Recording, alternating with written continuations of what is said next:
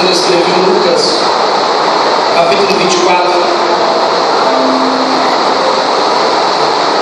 Lucas, capítulo 24, verso 1, nós vamos ler até o verso 8.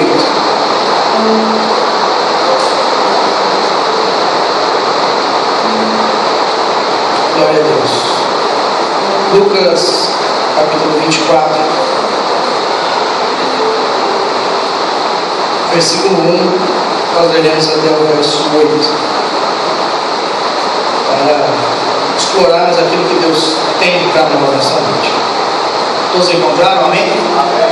Diz assim a palavra do Senhor. No primeiro dia da semana, bem cedo, elas foram ao sepulcro, levando as especiarias que tinham preparado. Acharam a pedra removida do sepulcro, mas quando entraram, não encontraram o corpo do Senhor Jesus. Estando elas perplexas a este respeito, de repente pararam junto delas 2 homens com vestes resplandecentes. Elas ficaram tão atemorizadas que se curvaram com o rosto em terra. Mas os homens lhe disseram: por que buscais entre os mortos quem está vivo? Ele não está aqui, mas ressurgiu. Lembrai-vos do que vos disse, estando ainda na Galileia. É necessário que o Filho do Homem seja entregue nas mãos de homens pecadores e seja crucificado, e ao terceiro dia ressurja. Então se lembraram das suas palavras. Amém? Quero falar uma palavra bem simples, mas que com certeza vai tocar o seu coração nessa noite. Falar de Jesus é sempre algo maravilhoso. É sempre um privilégio que nós temos quando investimos alguns minutos, algumas horas do nosso tempo, da nossa fala, dos nossos pensamentos, para transmitir uma palavra que não vem da nossa sabedoria e nem da nossa inteligência, mas que vem da parte de Deus para o coração de alguém. Se nós refletirmos a grandeza do nosso Deus, se nós refletirmos o quão poderoso é, o quão transcendente é o Deus que criou todas as coisas com o poder da sua palavra e criou o homem e a mulher com as suas próprias mãos. Nosso Deus é santo, o nosso Deus é justo, e diferente do homem que muda, que diz uma coisa e se arrepende depois, que age em discordância muitas vezes com as suas palavras, que as suas atitudes nem sempre refletem aquilo que está no seu interior, o nosso Deus possui atributos, características que são da sua essência e que não mudam. Quando eu digo que Deus é justo, é porque Ele é e Ele não muda. Quando eu digo que Deus é santo, é porque Ele é e Ele não pode deixar de o ser. Deus tem alguns atributos específicos do seu ser. Quando Deus criou o homem e a mulher, foi a obra-prima da sua criação. Após ter criado todas as coisas sobre a terra, Deus criou o homem à sua imagem e sua semelhança, para estar com Ele todos os dias e ter relacionamento, ter comunhão com Ele, como era o seu plano original. Nós estamos estudando isso na escola dominical, o livro do Gênesis, o livro da criação, o início de todas as coisas. E nós sabemos que Deus, desde o início, tinha um plano de se relacionar com o ser humano. Um plano de manter uma relação, uma comunhão tão profunda com o homem, para que o homem não estivesse distante dele, para que o homem não se afastasse então da sua presença. Mas o pecado, quando entrou na humanidade, por um momento desfez este plano original, por um momento atrapalhou esta obra tão maravilhosa, este relacionamento que estava tão sublime, tão próximo de um homem com Deus ali no jardim do Éden, havia sido por um momento então parado, por um momento então pausado na história. O homem que havia de se relacionar com Deus desde o início, e deveria estar com Ele todos os dias, gozando da sua presença, sentindo a sua graça, o seu amor, o seu cuidado, agora estava distante de Deus, agora estava distante do seu Criador. A criatura estava separada do Criador, por causa do erro, por causa do pecado, por causa da falha. A morte entrou então na humanidade. Gerações se passaram, vimos a geração de Noé, uma geração que vivia afundada no pecado. Aquilo que nasceu através de um homem, Adão, agora se espalhava, se multiplicava por gerações. Deus olhava aquilo e via, o plano original não era esse. O homem foi feito e moldado à minha imagem e à minha semelhança, para estar comigo, em comunhão, se relacionando e recebendo o meu cuidado, o meu amor e a minha presença. Gerações após gerações, Abraão, Isaac, Jacó. Nós vemos o povo então se chegando próximo de Deus, mas logo depois, por um momento, se afastando dele de novo, através do pecado, através da idolatria, deixando Deus de lado. Deus envia então os seus profetas, homens escolhidos, chamados, para trazer o povo de volta ao relacionamento, para trazer o povo de volta ao estado original da adoração. E então o povo se achegava de volta a Deus. O povo tinha os seus pecados perdoados e o seu relacionamento com o Senhor era restaurado. Mas o homem, na sua infinita dificuldade do físico, do corpo, dos prazeres, dos desejos, voltava-se novamente ao pecado, deixando o Criador de lado.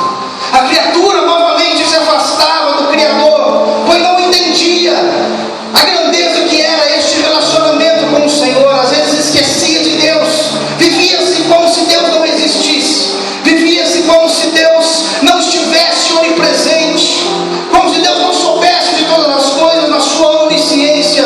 Viviam-se afastados do Senhor, desprezando o Criador, desprezando aquele que sustenta o universo com as suas mãos, daquele que criou todas as coisas e sustenta o andar da carruagem, que abençoa a nossa vida e garante a nossa salvação. O povo havia se esquecido de Deus. E como um Deus santo, um Deus justo, pode aceitar agora um homem pecador? O homem que estava ligado a Deus desde o início, obra-prima da sua criação, em relacionamento e comunhão eterna com o Senhor, pelo pecado foi desligado, foi afastado de Deus. O homem, na sua natureza, nunca poderia se religar a Deus novamente. Se dependêssemos das nossas vontades, das nossas paixões, das nossas iniquidades, dos desejos da nossa carne, nós nunca iríamos escolher a Deus. Estaríamos distante dele até hoje. Então, como pode um Deus santo, que não pode conviver com aquilo que é impuro, e como pode um Deus justo, que não pode aceitar a injustiça, se religar a um homem pecador, se religar a um homem falho, fraco e afundado, submergido em seus pecados e suas concupiscências? Como isso pode acontecer? Qual é a ponte que vai ligar o homem a Deus novamente, se agora o homem está desligado do Senhor? Qual é o caminho que vai religar a criatura ao Criador novamente? Qual é o elo que vai fazer a ligação entre a criatura e o Criador novamente? Qual é o elo que vai fazer a criatura ser chamada agora de filho? Paulo vai escrever aos Filipenses capítulo 2 dizendo que Jesus deixou toda a sua glória, deixou o seu direito de ser chamado Deus e veio até o mundo viver a mesma vida que eu e você vivemos, sentir a mesma fome, o mesmo frio, passar os mesmos medos e anseios que nós passamos, para ser então a ponte, para ser então o caminho, para ser então o elo que vai religar o homem a Deus novamente. Somente através de Jesus o homem poderia ser religado ao Criador novamente. O pecado havia afastado o Pai do Filho, mas através do sacrifício de Cristo eles foram religados novamente. Se nós somos chamados hoje filhos de Deus, se nós temos livre acesso ao trono da graça através de Cristo Jesus, é porque Ele me amou primeiro, é porque Ele te amou primeiro. Porque se fôssemos depender do nosso amor para com Deus, Deus estaria esperando até hoje que nós o amássemos, mas porque Ele nos amou primeiro, nós estamos aqui nessa noite. Porque o amor de Cristo nos alcançou um dia através da sua palavra. Nós que estávamos distantes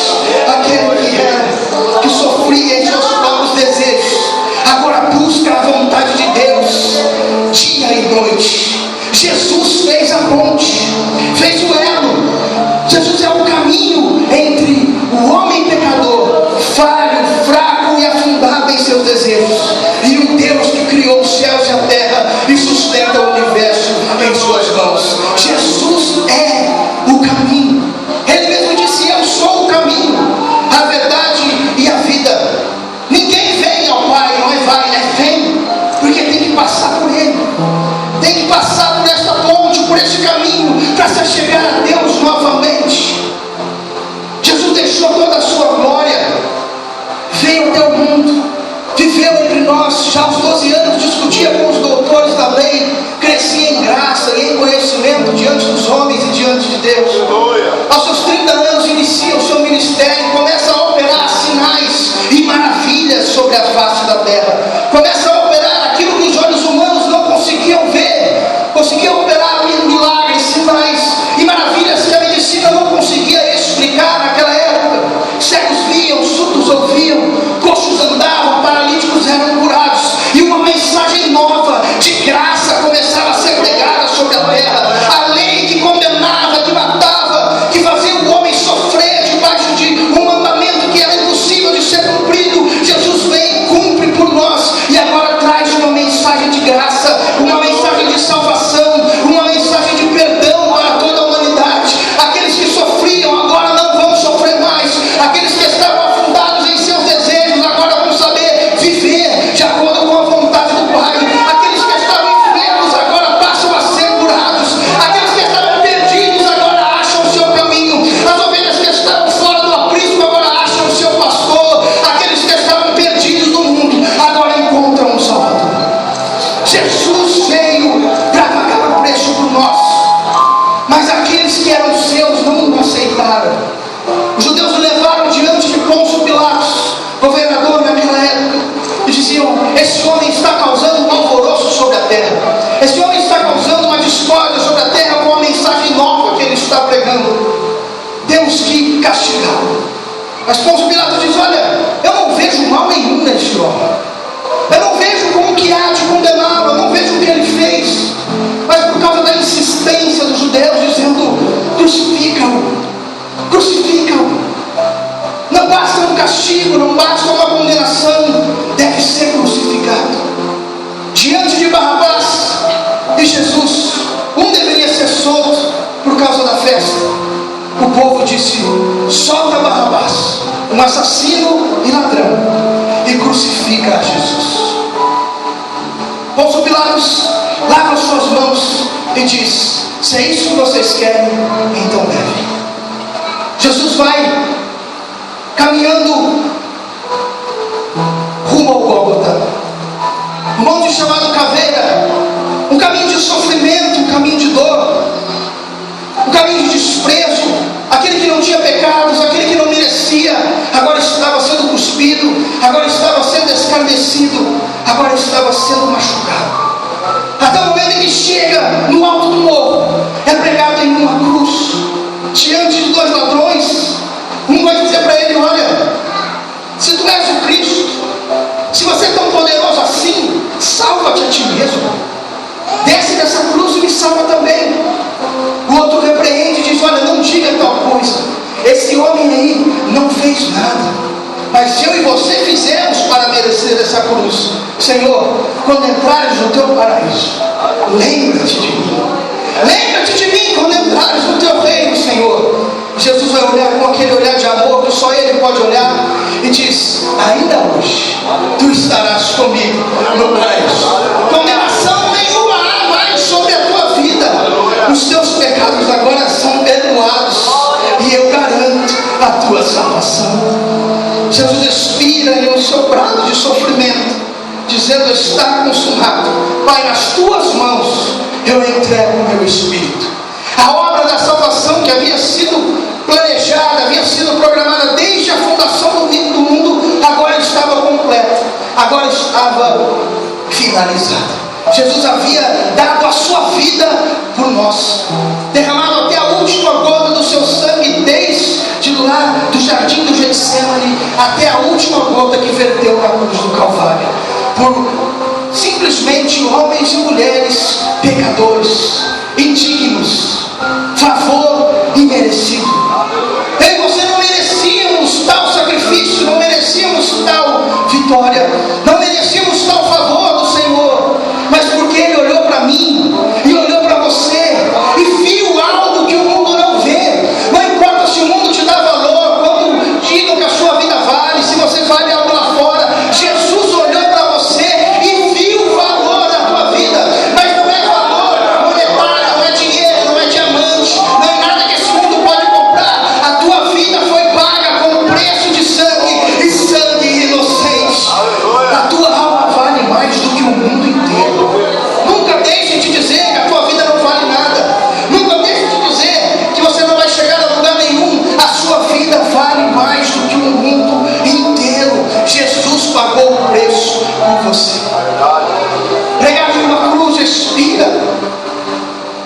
José de Arimateia vai até Pôncio Pilatos e diz: olha, me dê o corpo, deixa eu levar. Tira da cruz, envolve um lençol e coloca em um sepulcro que ainda não havia sido usado.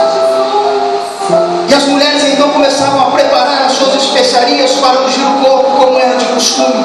Isso na sexta-feira. No sábado descansaram, como era de costume, como era mandamento. E logo no domingo de manhã, as mulheres iam ao caminho do sepulcro para ungir o corpo de Jesus, que acreditavam elas estaria ali jazendo morto, sem vida. E elas, chegando ali na porta, viram a pedra removida e o sepulcro vazio. Perplexas, assustadas, elas olhavam e diziam: aonde está Jesus? Aonde colocaram o corpo do mestre? Nós não encontramos. Enquanto elas questionavam entre si, aparecem dois seres angelicais com vestes resplandecentes e diz para elas: olha, por que vocês procuram, por que vocês buscam entre os mortos quem já está vivo? Por que vocês procuram entre os mortos aquele que vive? Por que vocês procuram entre os mortos aquele que já está vivo? Por que vocês procuram aonde não há esperança? Por que vocês procuram aonde já não há mais vida? Por que vocês procuram aonde não há mais solução? Aonde não há mais salvação? Por que vocês procuram entre os mortos aquele que já vive? Por que nós procuramos na nossa vida soluções aí fora que estão fora de Jesus? Por que nós buscamos aí fora soluções na nossa vida que estão fora da vontade de Deus? Porque às vezes nós nos deparamos na nossa vida pedindo ajuda para A, para B, dependendo de favores. Se nós servimos a um Deus Todo-Poderoso, se o Jesus que está conosco garante a nossa vitória, por que buscamos entre os mortos aquele que já está vivo? Por que buscamos aonde não há mais solução, a solução dos nossos problemas? Por que buscamos a nossa salvação aonde não há salvação? Por que buscamos a solução aonde já não tem mais jeito? Buscaram entre os mortos aquele que já estava vivo. Ele não está mais aqui, mas ressurgiu, como havia dito. Ressurgiu como havia dito. Necessário é que o Filho do Homem seja entregue na mão de homens pecadores, seja crucificado e ao terceiro dia ressurja. E então elas se lembraram das palavras, se lembraram que Jesus havia prometido, havia dito que ao terceiro dia ressuscitaria, que ao terceiro dia voltaria à vida, que aquilo que não tinha mais jeito agora passaria a ter jeito, que aquilo que não tinha mais saída agora se mostra em um caminho novo, aquilo que não tinha mais solução agora se mostra como possível. Jesus havia ressuscitado de fato. A esperança havia sido renovada para a vida daquelas mulheres. Jesus havia cumprido a sua palavra como ele havia dito.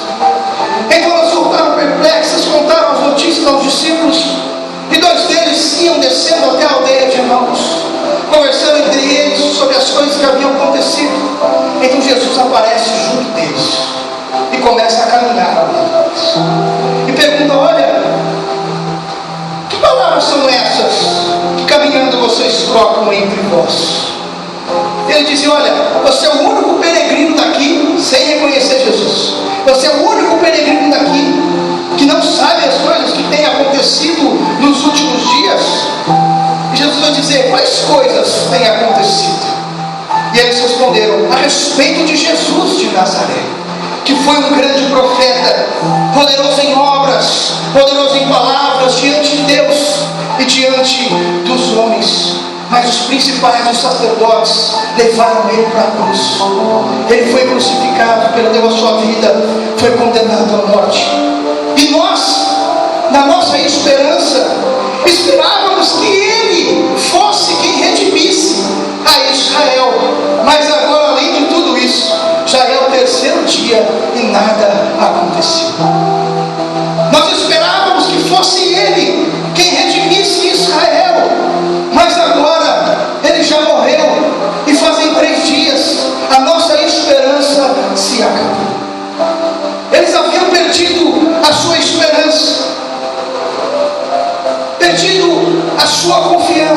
na sua fé, de que Jesus seria aquele que veio para redimir a Israel, aquele que viria para salvar uma nação como um todo, mas agora aquele que seria o Salvador, agora está morto. E às vezes a nossa vida é da mesma forma. Nós esperamos, nós buscamos a quem redimisse os nossos pecados, a quem justificasse os nossos erros. Nós buscamos em diversos lugares soluções para os nossos problemas. Nós às vezes duvidamos até mesmo que Jesus pode resolvê-los dentro da dificuldade, da pequenez da nossa fé. Às vezes duvidamos até mesmo daquilo que Deus tem prometido para a nossa vida, porque fechamos os nossos olhos e passamos a não reconhecer mais Jesus, passamos a não reconhecer mais a sua voz, e nos esquecemos que Ele é poderoso para cumprir tudo aquilo que Ele prometeu. Elas tinham essa esperança, eles tinham essa esperança. Nós achávamos que fosse Jesus, mas agora Ele está morto. Algumas mulheres foram até o sepulcro e disseram: olha, Ele não está mais lá. Disseram que Ele ressuscitou, mas até agora nós não conseguimos ver. Jesus estava diante dos seus olhos, e eles diziam: até o momento nós não conseguimos ver Jesus ainda. Até o momento nós não conseguimos contemplar esta visão maravilhosa, porque os olhos estavam como fechados, os seus ouvidos estavam como fechados, e não reconheciam ao Senhor. Então Jesus caminha com eles até a beira da aldeia. Ele diz: olha, fica conosco aqui em casa mais um pouco. Jesus entra na casa e senta-se com eles à mesa. E quando Jesus toma o pão em suas mãos, sentados à mesa, os dois discípulos e Jesus, Ele toma o pão nas suas mãos e parte, e o abençoa. E então os olhos dos discípulos são abertos, e eles batem o olho no mestre e diz: eu sabia que era Ele. Quem estava diante de nós era Jesus, e nós nem mesmo conseguimos reconhecer, porque à mesa estávamos sentados com Ele, ceando com Ele, e nós não conseguimos reconhecer que era o mestre. Quando reconhecemos Jesus, Jesus desaparece diante deles.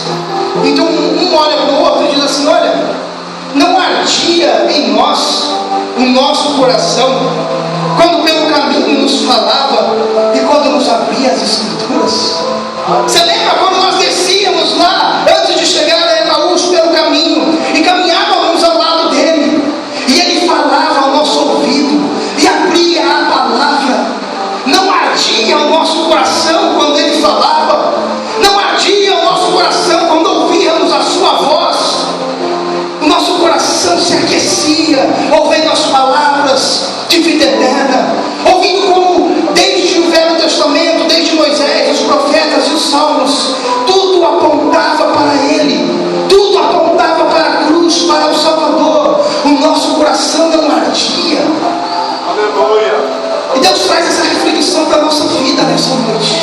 Será que o nosso coração não arde mais quando ouvimos as palavras de Jesus? É verdade. Será que o nosso coração não aquece mais quando recebemos as promessas dele na nossa vida?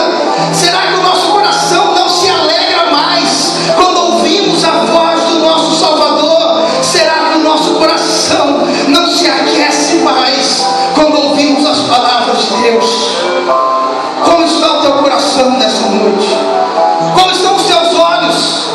Como estão os teus ouvidos? Estávamos como os discípulos, olhos fechados, ouvidos fechados, sem reconhecer o Mestre. Como está o teu coração nessa noite? Ainda se aquece ao ouvir a voz de Deus? Ainda se alegra ao ouvir uma promessa vinda de Deus para a tua vida? Ainda se alegra quando se ouve falar da salvação e da esperança que os santos têm na sua vida, de herdar a vida eterna com Deus? O seu coração ainda aquece ao ouvir as simples palavras de Jesus nos seus ouvidos? Ou você precisa ouvir uma teologia rebuscada, precisa ouvir palavras difíceis para poder glorificar? Jesus era simples em todas as suas palavras, em suas pregações.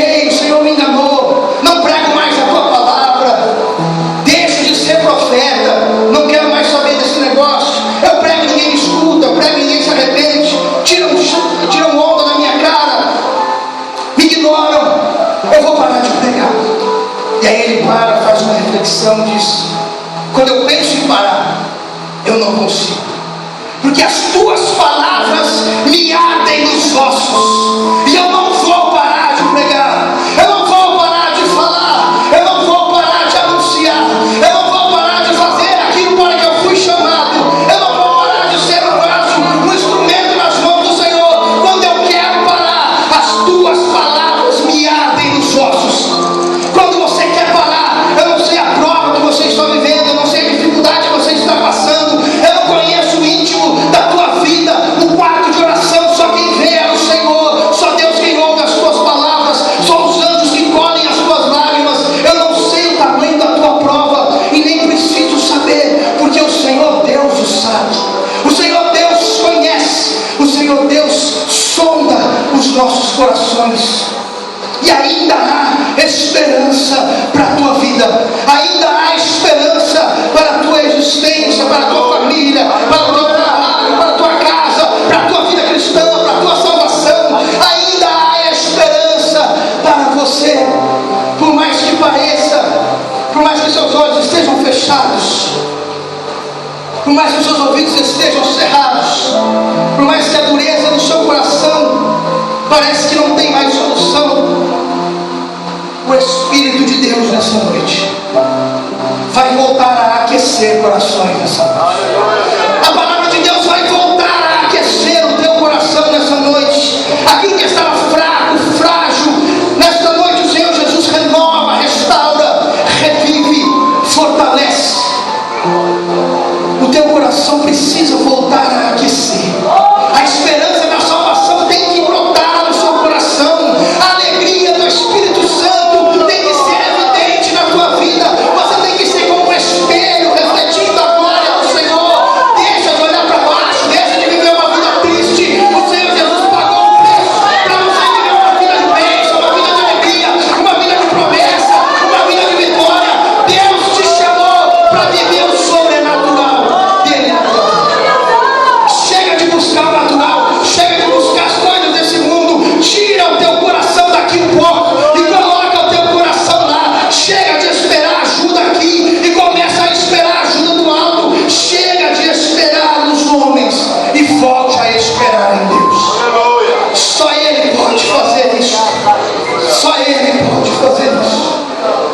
Então, seus olhos abertos, Jesus some diante dos seus olhos, eles descem contra os outros. Olha, é verdade, era Jesus mesmo. O que aquelas mulheres disseram era verdade, era Ele. Eu vi com os meus olhos, eu comi na mesa com Ele.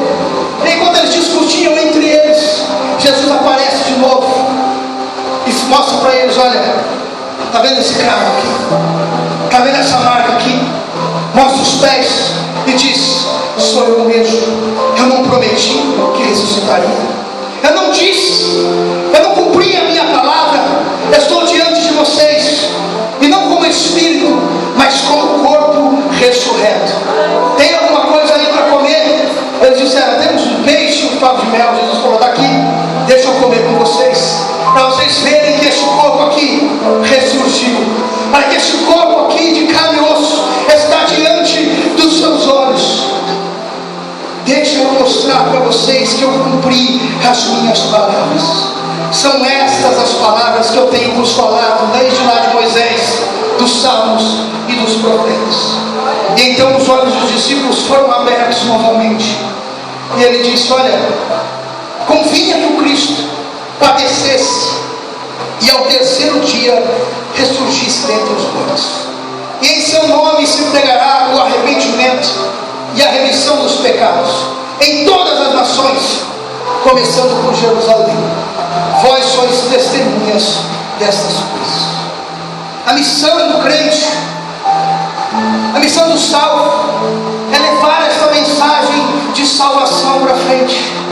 Se essa mensagem chegou até você um dia, e graças a Deus por isso, cabe a você levar essa mensagem para quem precisa ouvir, para quem ainda não conhece o nosso Deus Salvador, aquele que morreu por nós. E então os discípulos ouviram essa palavra. E o último versículo vai dizer que eles estavam no templo louvando e bendizendo a Deus sempre. Estavam sempre no templo, louvando e bendizendo a Deus. Lugar de crente é na presença de Deus. Lugar de crente é de pé, é diante do Deus Criador. O teu lugar é aqui. Não vira as costas e vai embora, não. Não importa o tamanho do teu problema, da tua prova, não importa o tamanho da tua dificuldade, Jesus te chamou para estar perto dele. Jesus te chamou para estar na sua presença. Não importa os pecados, não importa a vida que você vivia antes. Miqueias 7,19 vai dizer que Deus lança os pecados nas profundezas do mar e já não se lembra mais deles. Se nem Deus se lembra dos seus pecados, por que você fica se lembrando? Deixa a vida para trás. Viva uma nova vida, de uma nova criatura na presença dele. Esqueça as acusações. Paulo escreve aos Romanos capítulo 8 dizendo que não nenhuma condenação há para os que estão em Cristo Jesus, para os que foram chamados segundo o seu propósito. Você foi chamado através de um propósito. Você não está aqui à toa. Você não foi salvo por Jesus para estar sentado aqui simplesmente assistir o culto e esperar os anos da sua vida passar. Deus tem um projeto, Deus tem um propósito na vida de cada jovem, na vida de cada irmão, de cada irmã, de cada obreiro. Deus tem uma chamada especial para a tua vida, mas o teu lugar é aqui, é na casa de Deus, é diante do altar, de onde Ele ordena a bênção e a vida para sempre. Vida e paz Deus tem para a tua vida. Basta estar pertinho dEle, estar bem juntinho dEle, gozar a salvação, a sua presença, o seu cuidado, sentir o seu amor, ver e viver o sobrenatural de Deus. É para isso que Ele te chamou. A esperança da salvação, a esperança da vida eterna tem que arder continuamente como fogo no altar. Todos os dias da nossa vida nós devemos esperar em Cristo a nossa salvação e viver em consonância com a sua palavra. Jesus pagou o preço por você, enquanto eu mesmo dava valor pela minha vida, quando nem eu mesmo achava que chegaria a algum lugar, quando nem eu mesmo, na minha sabedoria, no meu conhecimento, sabia o dia de amanhã. Ele olhou para a minha vida, me valorizou, pagou os preços pelo meu pecado, me lavou, escreveu uma nova história para mim e me colocou nos seus caminhos. Eu disse: filho, anda na minha presença. Irmão, ande na presença do Senhor. Tenha uma vida de comunhão, uma vida de adoração, uma vida de leitura da palavra, uma vida de proximidade com Deus. E você vai começar a experimentar o sobrenatural de Deus na sua vida. O teu coração vai voltar a aquecer. O teu coração vai voltar a se alegrar com as palavras. Os seus ouvidos vão estar atentos à voz do Mestre, porque a palavra diz que a ovelha conhece a voz do seu pastor.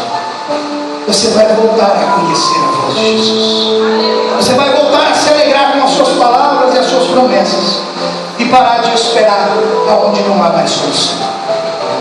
Fique na casa do Senhor, fique na presença dEle. Por mais difícil que a tribulação possa ser, Paulo diz que a nossa leve e momentânea tribulação não pode ser comparada com o peso de glória que nos está preparado. A dificuldade que você passa hoje é leve e momentânea e incomparável com a coroa, o galardão e a glória que você receberá da mão de Jesus naquele dia. Fica firme, agradeça a Deus, louve a Ele e permaneça na sua presença. E antes de encerrar, não podia deixar de fazer um convite especial. Quero fazer um convite especial para você que ainda não conhece esse Jesus de qual eu falei, que não conhece esse Jesus que fez o elo, fez a ponte, fez a ligação entre um Deus santo e justo e um homem pecador. Você que ainda não ouviu falar de um Jesus misericordioso e amoroso, que vê valor no ser humano ainda que o homem não veja. Esse Jesus que eu estou pregando não tem religião, porque aí fora dizem que todas as religiões levam a Deus, todos os caminhos levam Deus. Mas Jesus disse: ei, eu sou o caminho, a verdade e a vida, e ninguém vem ao Pai senão por mim.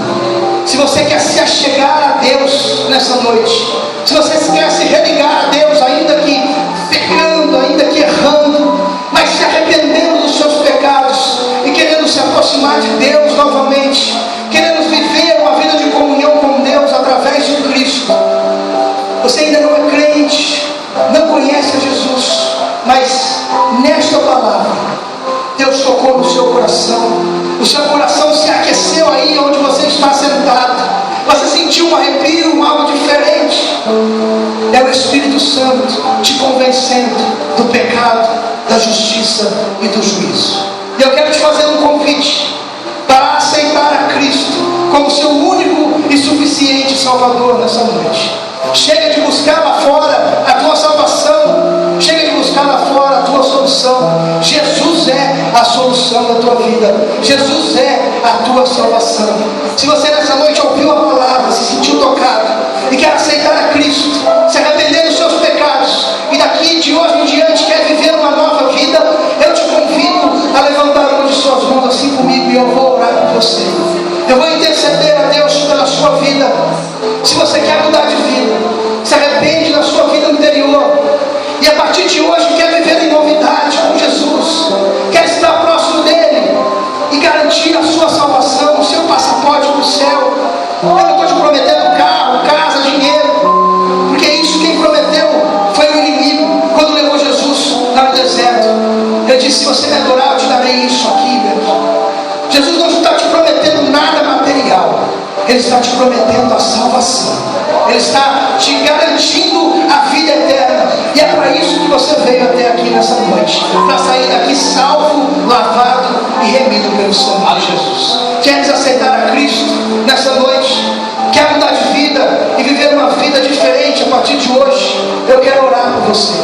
Levante a sua mão e venha até aqui que nós vamos interceder pela sua vida.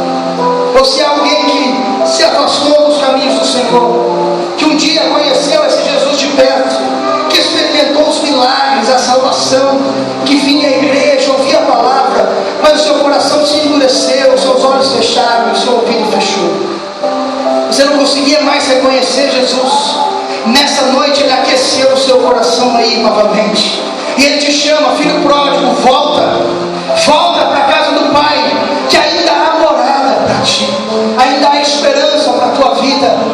Se você se desviou dos caminhos do Senhor, mas nessa noite quer retornar à casa do Pai, levante a sua mão e nós vamos interceder pela sua vida.